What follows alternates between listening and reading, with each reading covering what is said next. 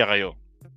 Now, kapag ho na-impeach, eto hong Mas si VP Sara, ang mangyayari po diyan ay tawag diyan, yung perpetual disqualification. Kahit na barangay captain kagawad, hindi siya pwedeng tumakbo.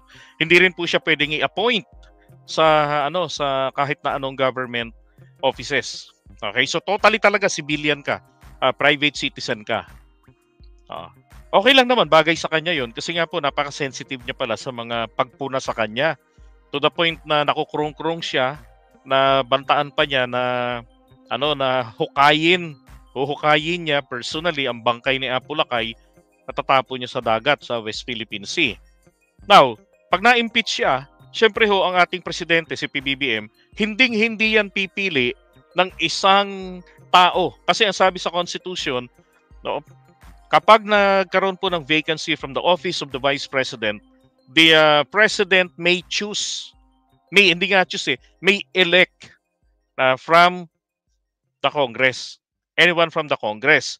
So, ibig sabihin, pag nawala ang Vice President for any reason, impeach, namatay, o kung ano mang nangyari doon, na disqualify na, halimbawa, baliw na. So, disqualification na yon.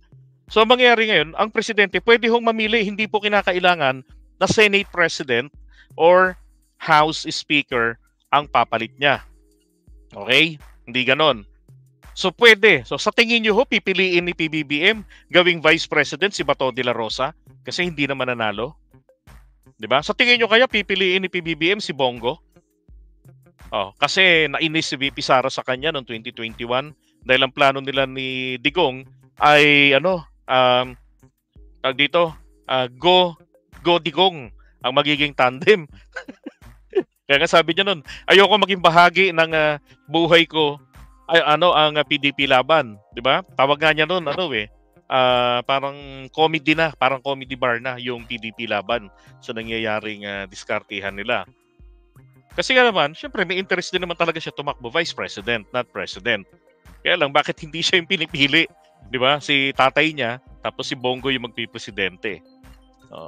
Now, sa Senado naman, sa Kongreso, pwede niya hong piliin si Martin Romualdez. 'Di ba? Pwede niyang piliin si Paduano. Pwede niyang piliin si Franz Castro. Pwede niyang piliin si Manuel.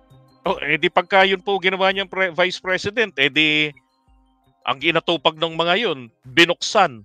Yung parang parang can of worms, 'di ba?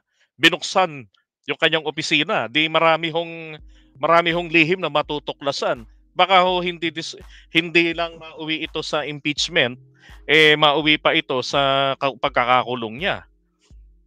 'Di ba? So may pag-uusapan po natin 'yan. All right? Okay, so alam niyo na kung ano mangyayari. Kaya nakikita ko sa kanya, yun po yung nagdudulot ng napakatinding pressure sa kanya na to the point na naging magulong-magulo na yung kanyang isipan. Right, sabi niya pwede na rin walang VP. Walang VP na lang. Hindi ho pwede yun. Nasa Constitution po. Merong tayong rule of succession. All right?